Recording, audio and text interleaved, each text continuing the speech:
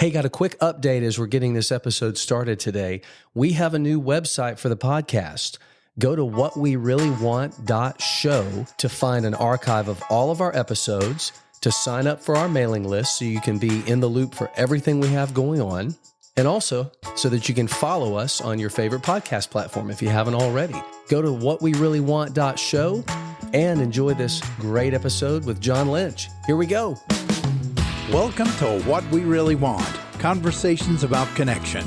Settle in and get ready for a great conversation.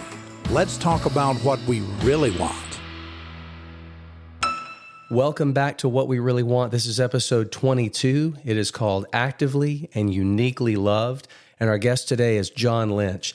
I gotta just say at the onset, this is a conversation I was so looking forward to before we recorded it. And ever since we've recorded it, I have just been not able to wait until you guys can hear it.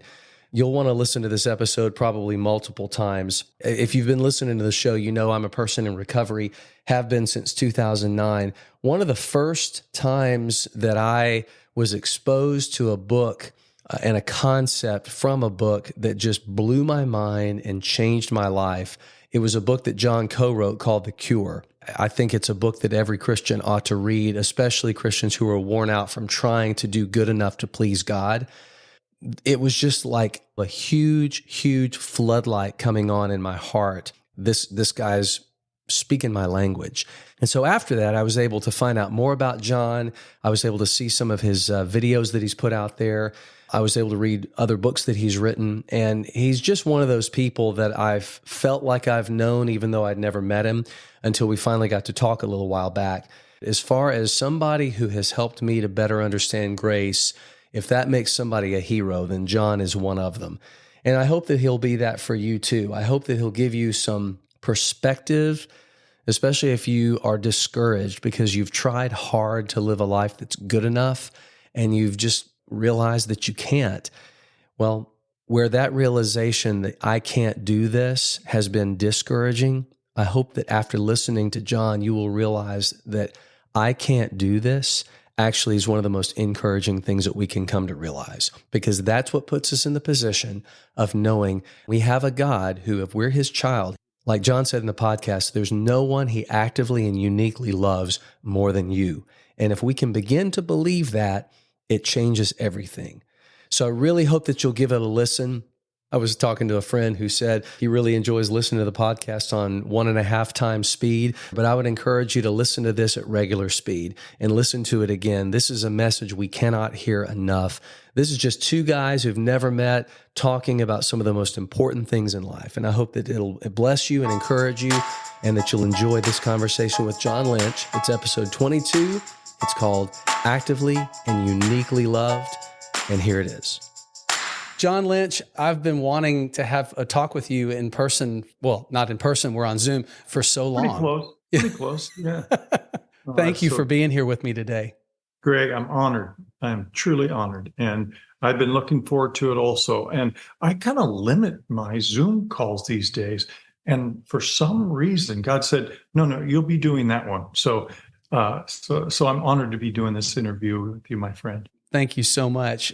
Let me just ask you, the question we always start with, John, what do you really want out of the conversation we're about to have?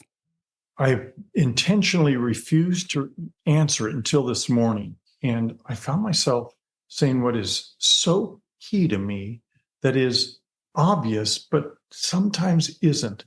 And I would love this to be some of the result of what comes out of our time. I wrote in John 15:9, Jesus says, just as the Father has loved me, I have also loved you. Abide in my love. I want you to say, just don't run. And I paraphrase it to say, speaking to each one of us, Jesus is saying, listen, to the exact extent that my Father loves me, so also I love you. What? So I wrote this as that big hope. Could we dare to believe that no matter what we did wrong yesterday or last week, that there is no one in the entire world that he actively and uniquely loves more than me. Mm. He is not ashamed, disgusted, or angry, ever. And because you are a new creature with Christ's heart pulsing through you, he's not afraid of what you're going to do with such love and grace. So that's, I think, my end game for today. If somehow in our conversation we were able to convince each other that that could possibly be true and that we wouldn't be playing hooky trying to live it out. Mm. I feel like I want to just invite the people listening to feel free to pause and just go back a couple of minutes and play that again. I mean, if that's all we said and that was something that people could hang on to, then mission accomplished of what I was hoping for. You're saying it so well. I always, if I'm in a conference and I use that verse, I say, what would change? Mm-hmm. What would actively begin to mature or heal or be freed in me if I could dare to believe that that was true? Mm. And it's in Scripture. He's not joking. You can question his taste, but you wouldn't want to question his character on it. So it comes to some place where how he sees me is no longer dependent upon my behavior, Mm-hmm. but what he has done and who he is and how crazy he is about me. And from before the world began, he wanted there to be you and me on this planet for his unique plans. And he just can't wait till we show up. So here we are, and he is glorified. And I listen and I watch your face as you're saying that. And I'm looking at a man who believes, I make up that you believe absolutely that what you're saying is true. I've had to, just like you, Mm-hmm. I've had to. I certainly didn't always. I certainly performed for him for so long. And gosh, here I am at 71 and I believe it.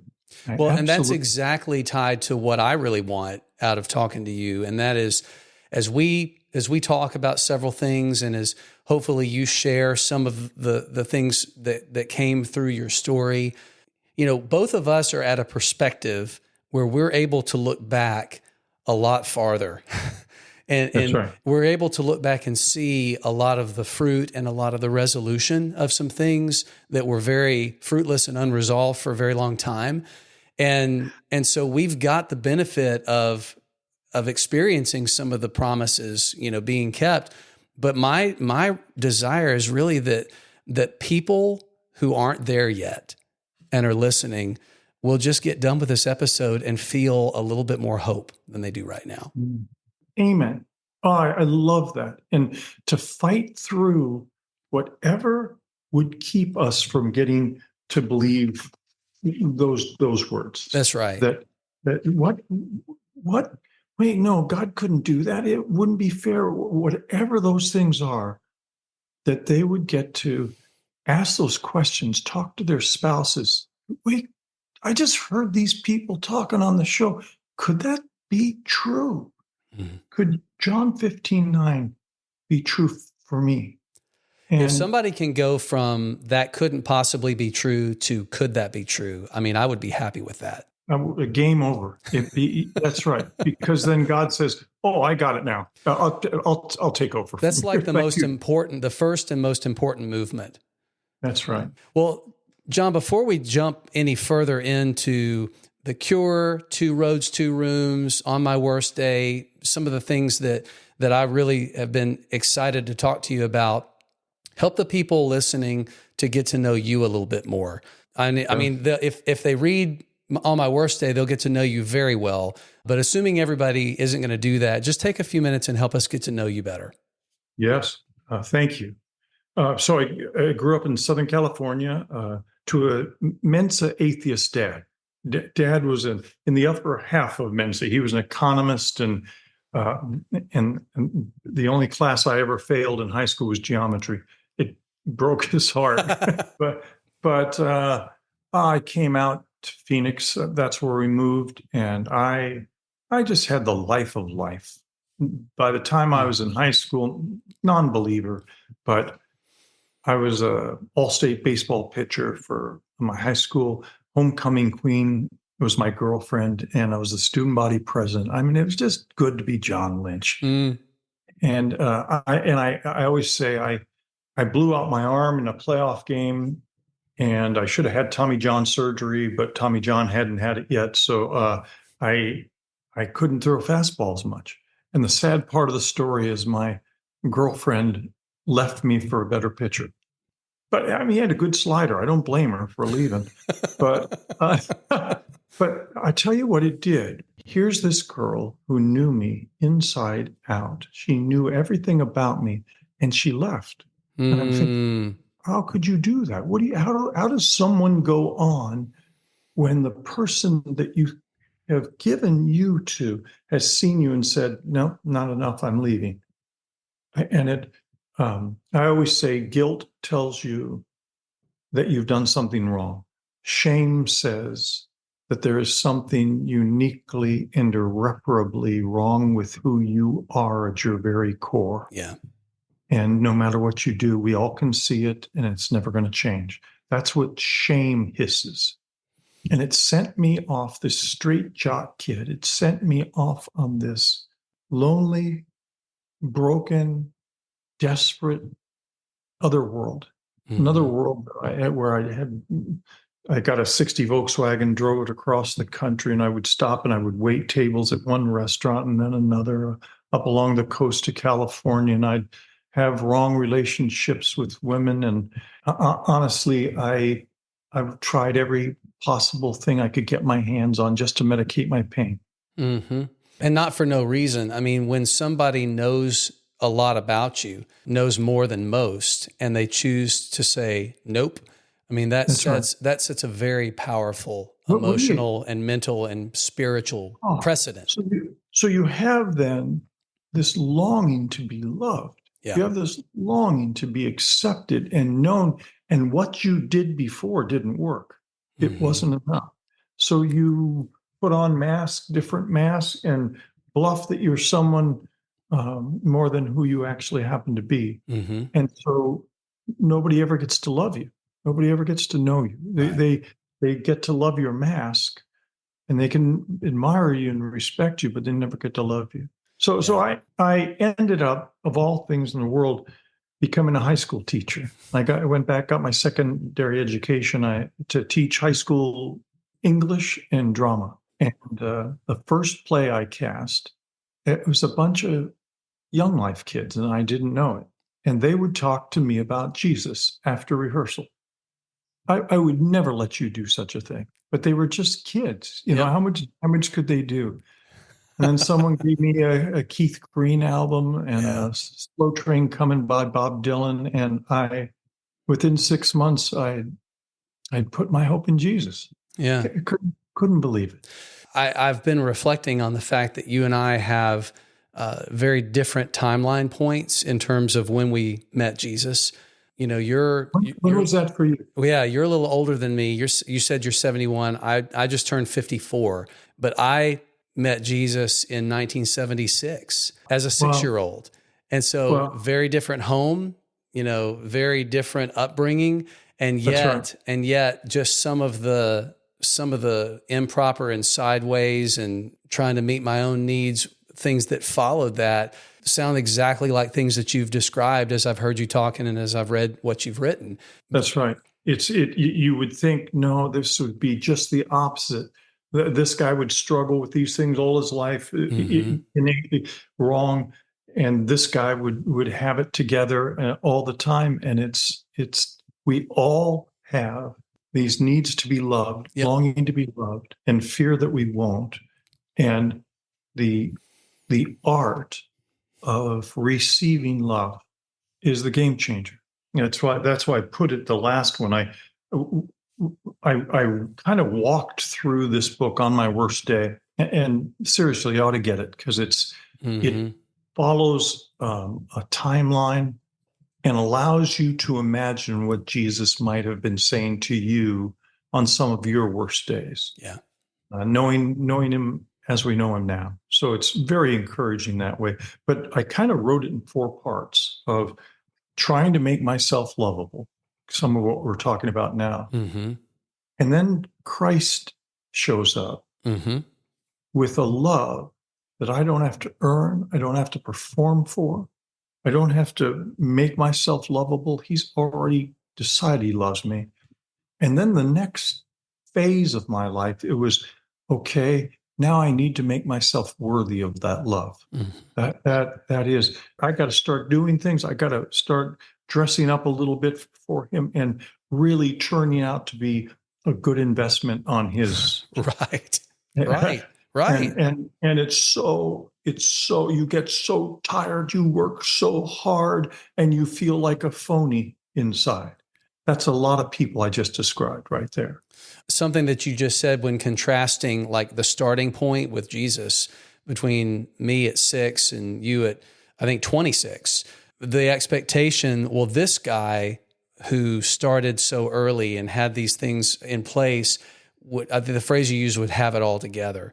And those 4 words right there could probably be the chapter heading for a lot of what went wrong for me, because there was that pressure and that expectation as a Christian to have it all together. To be a Christian was to always do what's right and to fake it till you make it. You just have to hide, and we say it in the book The Cure, hiding.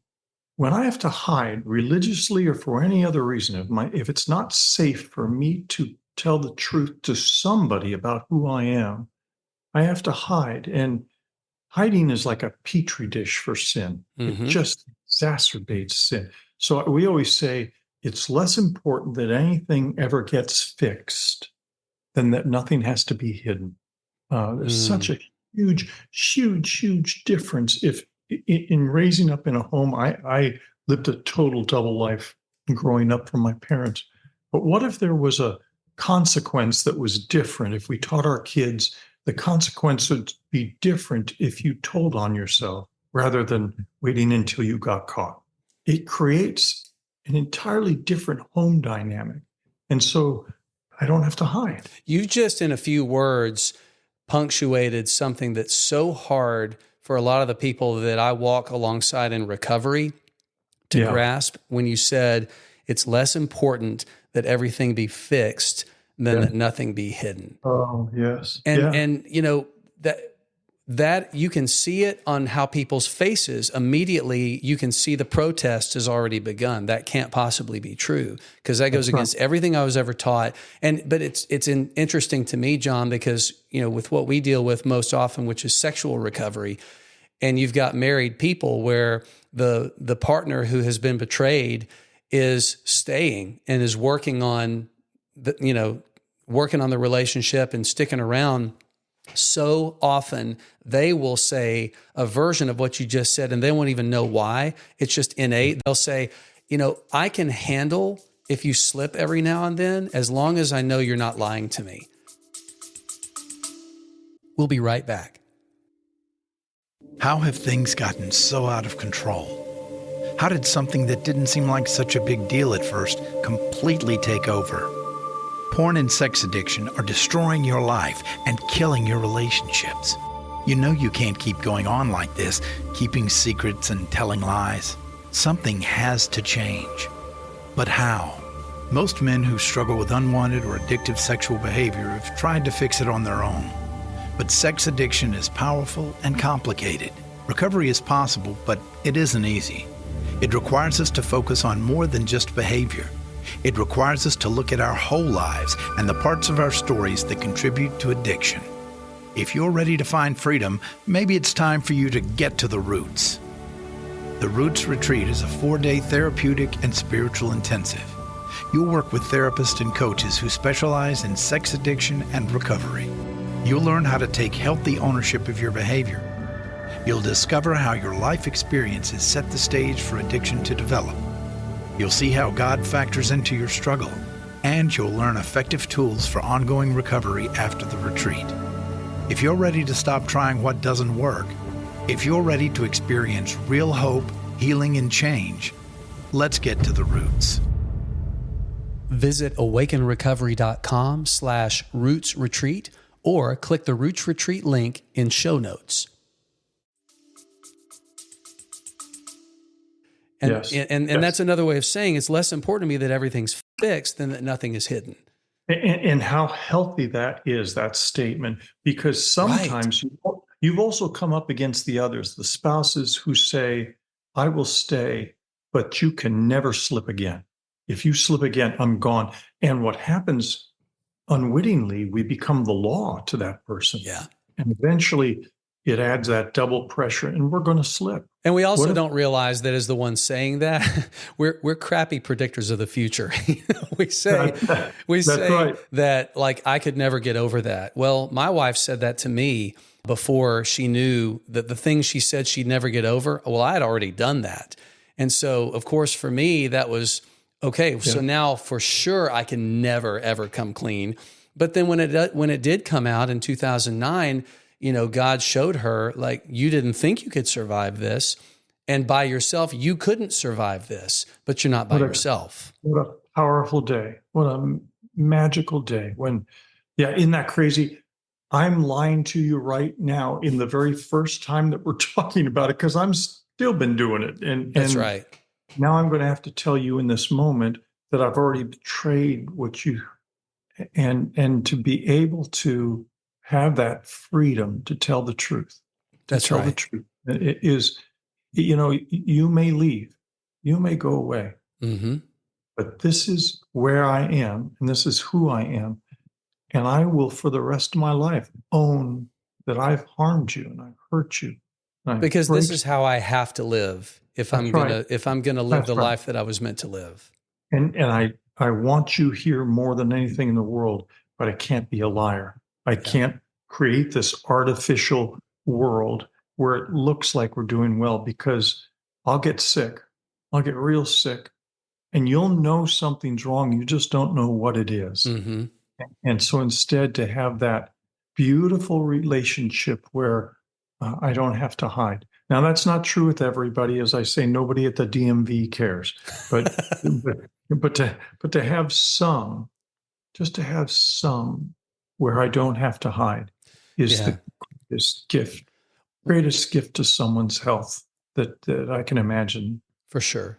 Well, getting back to having it all together, I think that way that I lived my life for so many years, and that belief that I had to live underneath that restrictive pressure, is one of the reasons why when I was first told about the cure, that it was so dramatically life-giving to me.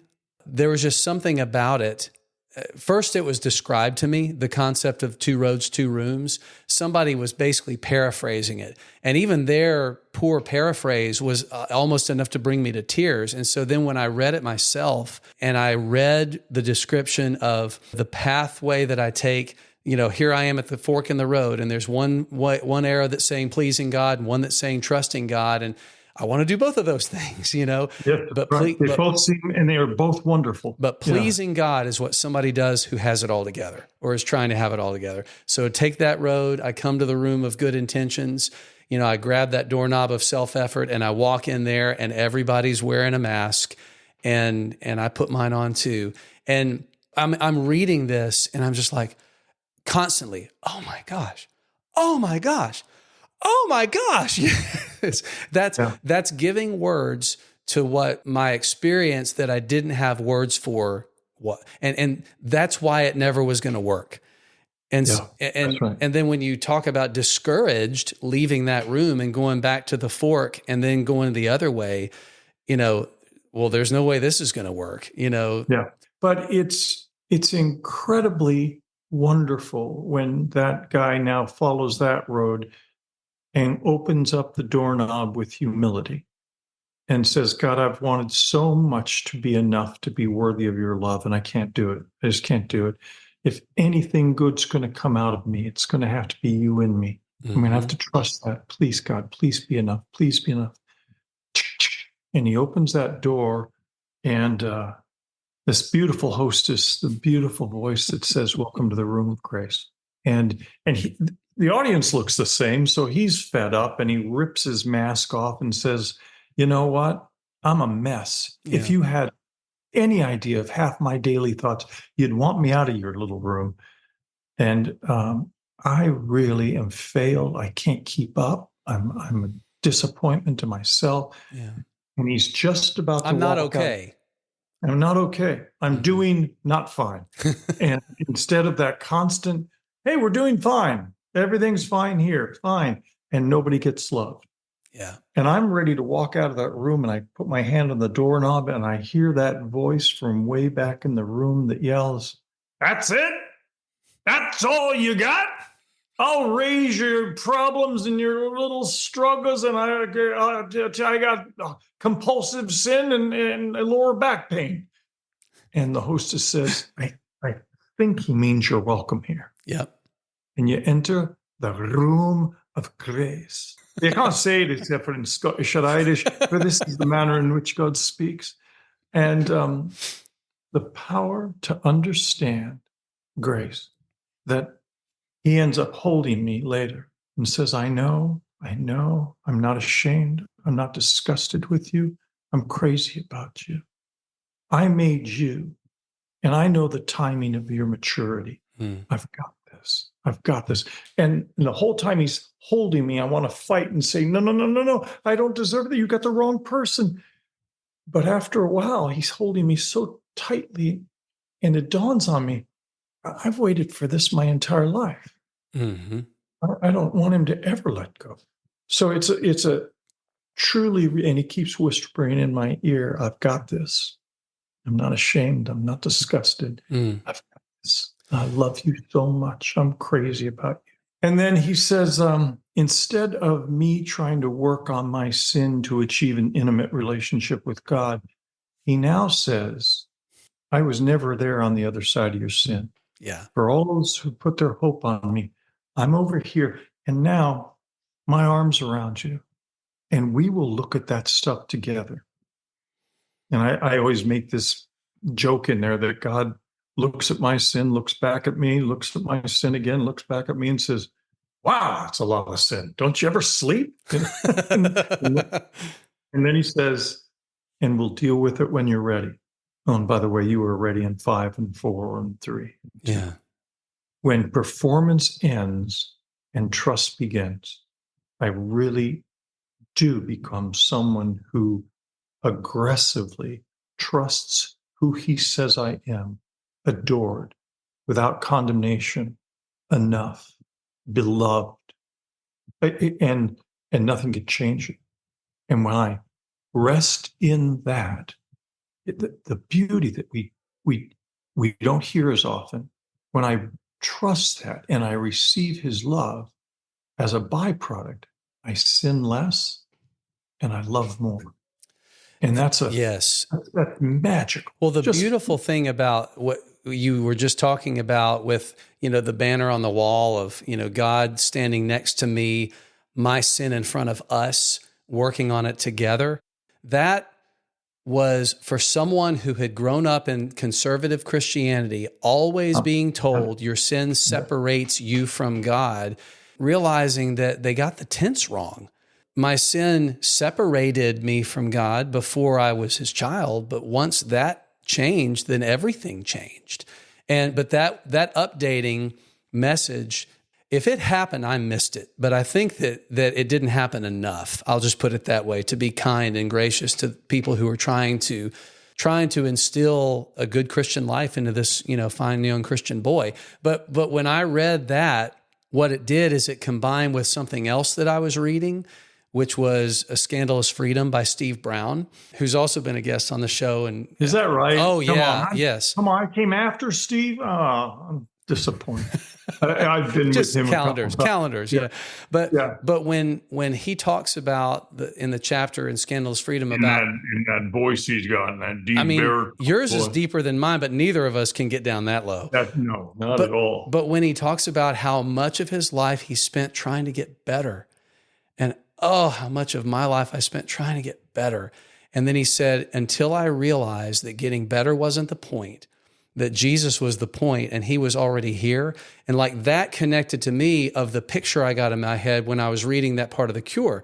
Jesus is right here next to me, which means if I don't ever get better on this, the relationship isn't dependent upon that. And again, here I am, 38 years old, just beginning my recovery, had been a Christian for over 30 years, but never experiencing the joy of that relationship. Isn't that crazy? But you were right on time the whole time. Yeah. To be doing what you're doing right now couldn't have happened a moment sooner. And That's right. And when the AA old timers, quoting from the big book, say, we will not regret the past nor wish to shut the door on it. Like at first I was like, that's a load of crap. I regret all kinds of things about my past. And really, John, there are things that I did that I'm still unhappy that it's true that I did them. Because we know how it hurt people we love. That's right. Yeah. How it hurt me too, and how it hurt my wife and my children and the people, the church where I was on staff. There were a lot of people that I hurt. And so I feel sorrow, but sorrow is not the same as regret. I'm not regretting anymore that it happened because, like you said, there was no other way to. And think about all the Gregs in ministry who are out there in staff roles who they've been hiding for decades. They've been living a double life while leading a community. Yeah. And that's why it's so heartbreaking to the community when it gets revealed their stuff. I think it comes back to Jesus and what he has done, isn't it? It's like, what did he forgive when he forgave my sins? He forgave them all. The ones I don't even know about yet. Mm-hmm. How can that be? But that's what he promises. And our fear is because we're not certain of what's happened to us, we fear what we would do that we would get away with stuff if we believed that. And so we never teach it. Now you were forgiven, but you got to do keep the ball rolling. The truth is, the moment I came to Jesus, Christ came to live in me. I'm actually righteous. I'm actually holy. And the most real me doesn't want to get away with anything. The most real me wants to love you like crazy. And only bad religion will make a rebel out of me. But if I can get fed living out of who God says I am, oh gosh, it wakes up and frees. It frees this new life that's in there, that's been there. Yeah. But you have to be convinced of those two things, that he really did forgive everything, and that I'm a new creature, that I am Christ in me. And then you can start to dare to believe that there's no one on this planet that he loves more or enjoys more. Yeah, and the only thing I would, after saying amen to everything you just said, would suggest maybe adding is, if you aren't in that relationship yet, where every sin has been forgiven, to remind you that he wants to. He is for me, after all the things I had done wrong, I thought, I don't belong in that world. I can't be accepted into that world. It's for good people. I thought there were just a room full of good people. Right. And to discover all that we're talking about, there is no amount of sin, no amount of wrong that keeps him from deep. Right now, he loves you so much. And he says, right now, today, if you want, I'll come in and live with you forever. And you won't be able to get rid of me. All you have to believe is that what I did in paying for your sin on that cross, when I allowed myself to become naked and separated and nailed to a cross, that was for you, kid. Not so you could be ashamed or embarrassed or disgusted, but so you could be free and enjoy me. Another one. Instead of me trying hard to love Jesus enough, Jesus would say, thank you. But what I'm really after is, will you let me love you? Will you let me love you? Mm-hmm. And so whoever you are out there and you happen to be listening to this and you're saying, man, I'm blown away by the things you guys are talking about, but I don't know him. And I'm scared because I don't think he'll let me in. I want you to know he let this old dog in. Mm-hmm. And Ditto. and a younger version, but carrying the same stuff. He says, I've been waiting for you. Yeah. I have been waiting for you. You can't even know the beauty that's coming up ahead for you. One of the things I remember from On My Worst Day is when you were talking about some of your early experiences with Bill Thrall, who is a mentor to you and just big brother in the faith. Yeah. But some of the things that he would say would unlock realizations in you, kind of the same way that when I read The Cure and when I watched that YouTube video of you presenting the Two Roads talk, and it unlocked someone who came and presented with kindness, allowed me to be in a position of being ready and willing to receive something deeper and recognize, okay, that's what I've been looking for. So here's a question out of that. How many of us, John, do you think are walking through life with no clear idea of what we actually are searching for? Yeah. I think you describe mankind until that moment and not just that moment we put our hope in Jesus, but there has to be someone that we allow, God in human form, that we can trust with us. Because I can't see myself. I just don't see myself accurately. I was director for so long in plays. I was a very good director, and there was always this one guy who couldn't direct at all. That was me. And for this vagabond who showed up at Open Door Fellowship in Phoenix, Arizona, and I sat there in the back and just listened to the messages, and then I dared to make an appointment with this man, and he convinced me, like you said so well, through kindness and commitment to me. He convinced me that he was for me and that I wouldn't get thrown under the bus. And I started to dare believe. See, truth, I can get information from anyone, but truth comes through the heart. With wisdom, insight, discernment. There has to be some buddies that I believe know God and know him well and can handle me. And to have a Bill Thrall open the door for me to find others who I could trust with me too. Because when I am just John Lynch without protection, without those around me, I can't see myself accurately. And I have these lies that I tell myself that can give me entitlement to fail. God, I think you can't handle this sin. God, I think this sin is more pleasurable than you are. God, I think you've been taking care of this person better than you've been taking care of me. Those are all lies that give me entitlement. Well, they'll all lead to, so why even try? Why even try? That's what the other one is. I've always been this way, and I'm always going to be this way. So why am I even battling this thing?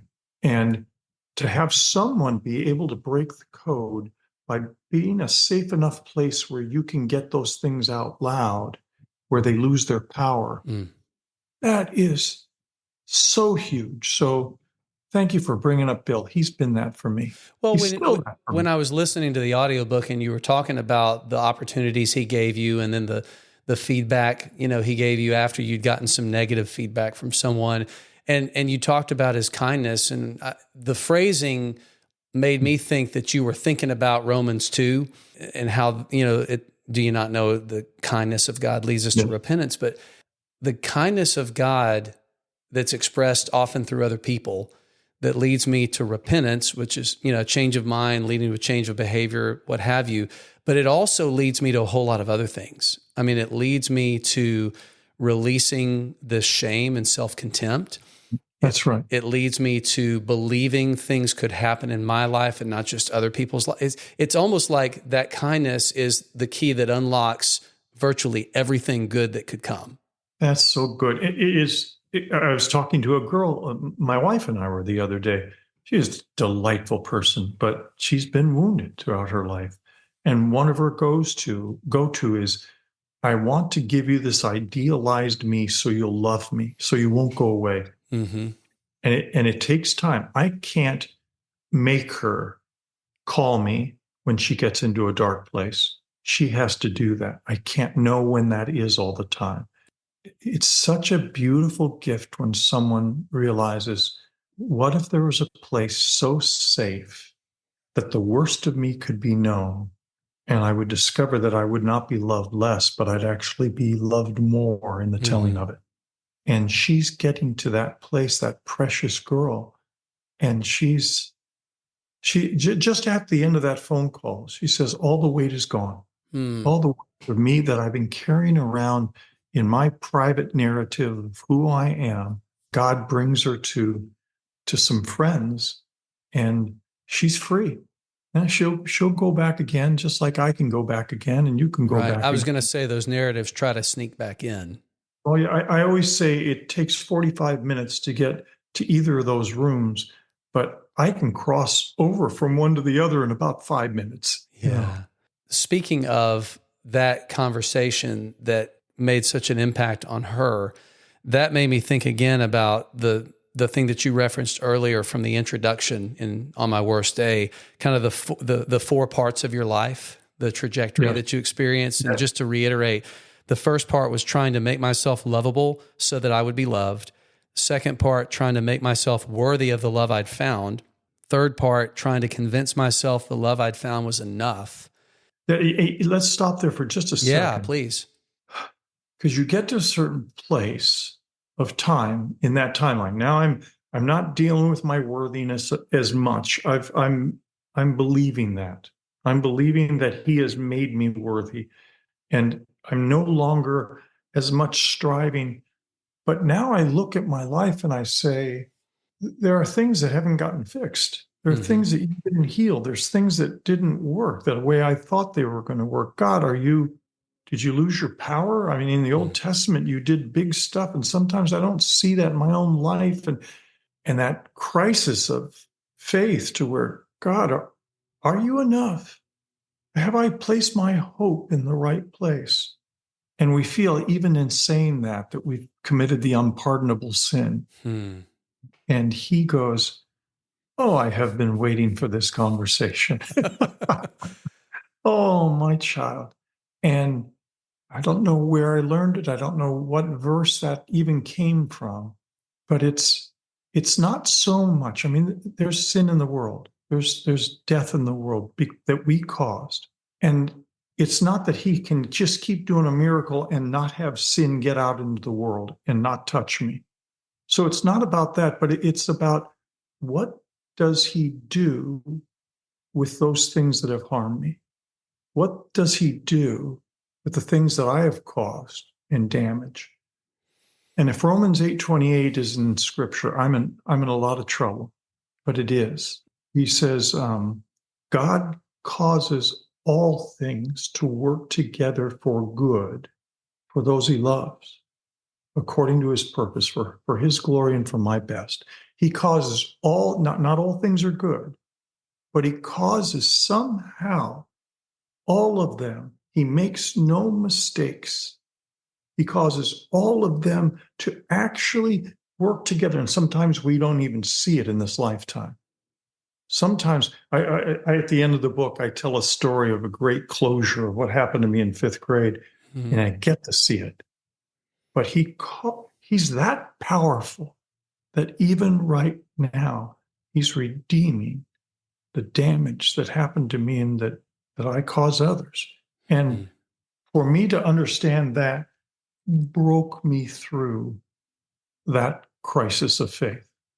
And it's an honest, beautiful place to get there, because then God only then can give you that answer. Does that make sense? It totally does. Yeah. And having gone through those first 3 parts, then you come to realize at some point that you're in a 4th part of your life where you're actually beginning to experience the life that love has given you. Yeah, my son and my son's a very good golfer, and I'm a hack at golfer. But he took me on a golf trip. Just got back last night, and both of us, we had the best time, the most fun time, and we just kept realizing, God, you're right here. You're right in the center of this with us. You miss nothing. All the humor you're in on. You're creating some of the conversation that happens. That you're just right here with us. And it is a magical place when I can replace that religious effort to try to love him enough that would make him happy. He says, I don't need that, but would you let me love you? That's my end game. I Mm-hmm. want to get to love you. I want you to know my love and enjoy my love. That's where I am in the journey right now. That is primarily where I'm in the journey right now. I'm not trying to prove. I'm not ashamed if I don't pray as much as that person. I'm not beating myself up for my past. I'm very comfortable with who I am. And now instead of trying to promote myself to God, I'm letting him shine in me. I'm letting him enjoy me. And it is a blast. I got nothing to prove, but this new life is pouring out of me. That's what happens is this without trying, because Christ is in me and the Spirit of God is working. So I'm worshiping in any form that shows up. Yesterday on the golf course, it was just us laughing and saying, "You're here," and thanking him. So I think that's what a lot of what worship is not trying to prove to God that I love him enough, but what do I say? What do I say? I never thought my life would turn out like this. I never thought I would have this beauty of life. I don't want to forget that, because you don't go away. But my experience of you can go away when I'm trying to perform for you. I can imagine that people who are listening saying, well, sign me up. Like, that's what I want. I want that life. I want to experience the life that love gives me. So show me the hacks, like, help me. And like, what about somebody who says, I want that for my kids? So as the nurturing caregiver, like, what can I do to mitigate the harm I'll do to my kids so that I can teach them all the stuff you're talking about, and I can help them skip part 1, 2, and 3 and go straight to 4? First off, is that even possible? Oh, what a good question. See, mentors can be actual physical, they can be historical, or they can come through a book. And I really would recommend, I don't know if you're familiar, a dear friend of mine who I'm writing a book with, Andrew Farley. He's got some magnificent books that can help, just anything that he has written in those ways. But I would say it would be a great gift for a dad or a mom to go through this book on my worst day and go through the cure, and then to be able to be with our kids. And instead of using it's interesting in Ephesians when it says, don't poke at your kids, don't exacerbate them. Mm-hmm. Because if you don't, you'll get this privilege. They will start to ask you how to live this life. They will want to know. So first you go, wait, I've got a whole new way of parenting. I'm going to appeal to their new heart. Because we're going to be provoking them one way or the other. That's right. So instead of, you ought to, you should, what's wrong with you? Why can't you? I get to tell them who they are. And I get to build them up. And sometimes when they hurt their little sister's feeling, instead of shaming them in front of the little sister and the mom and everybody else in the family, I take them out for ice cream until maybe there's that moment when I say, so what happened back there? He says, I shouldn't have done that. That was wrong. I mean, she did bug me, but that was wrong. Okay, so on the second scoop of ice cream, what do you think we should do? I think I want to go back and tell her I'm sorry because he's safe now. Yeah, I think we should do that. So we're giving a new way home to our kids. And it takes time. But there is, like I said, what if there was a place that was so safe where the worst of me could be known. And I discovered I'd be loved more, not less than telling of it. Yeah. That I don't have to hide, that my child knows, oh my gosh, I may have to hide a lot of other places, but home's not one of them. They can handle me. And to be able to raise a family risking that, you start to create an environment of grace. It takes time, but they will never forget it. My son coming down, he's my best friend. He tells me and asks me things that no one else gets to hear, but maybe his wife.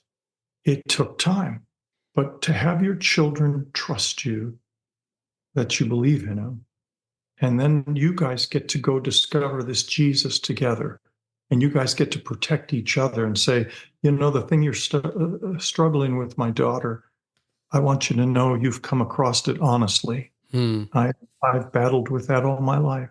And if you'd like, we can talk about, and it's always age appropriate. You're always doing it age appropriate, but we start to find a new way of not controlling our children, but loving them and loving them well and letting them love us and letting them see this Jesus who isn't the bad cop, letting them see this Jesus who says, I've already forgiven you. Because we believe, like you said, like you wrote, that the motivation of grace will always bear more fruit than the coercion of demand. That's good. That's important. Say that again. The motivation of grace will always bear more fruit than the coercion of demand. And it takes me back to the question I ask of, like, if we do everything we can well for our kids, can we help them skip 1, 2, and 3 and get straight to 4? And I feel like the answer, unfortunately, or maybe fortunately, is no, because if we're looking for behavior and compliance, then the coercion of demand worked great as a short-term strategy. But if we give people grace, people are going to abuse grace. And there's going to be some variation of 1, 2, and 3. We're going to wander and have the need to come home. Is the time between wandering and coming home going to be mitigated by the way that we show that grace to our kids? And it has to be. Yes. They may take advantage of a lot of things, but not grace. Romans 6:14 says, sin will not be master over you because you're no longer under law or moralism or buck-upism or striving hardism or any of those things. Sin will not be master over you because you're no longer under law, but you're under grace. So if I know that, I want to be offering grace to them. And grace is not just, oh, never mind, you get away with that. That's not grace at all. Grace is honest, truthful, being able to admit, and there's a response. There is consequences for my behavior, but it's that relational hug. Because I'm not going anywhere, and I'm crazy about you, and we're going to get through this. And when they believe it and they trust you, you have the power and the permission to speak into their life, to teach them truth, to give them love, and to release them. So in answer to that, they still may have to go through all of those, but in a different way. So where we may be able to take advantage of leniency, yes, that we sometimes call grace. Yeah, that's not what grace really is. Good. And so we get to this point, or we pray that we're brought to this point where, I'm reading again, believing we are adored on our worst day, so we are free to take off the mask, and resting in the reality that a shame-free story has been purchased for us. Amen. And still, at my age, I still can go to speak at a conference where I want to be loved and accepted and believed and have a good week and have people say, you're the best speaker we've ever had. And there's a tendency to want to put that mask back on. That it's a short walk from those two rooms. Yeah. And so I have to keep current in believing what I'm saying and having people around me. The farther I go up in influence or whatever, that there's people around me who know me, who get to say, hey, like my wife she's got her own stuff, but I've learned to trust her with me, for her to be able to say, you seem really anxious right now, and you don't have to be. I'm here. We got you. And I go, I didn't feel like no, you're right. You're right. And thank you.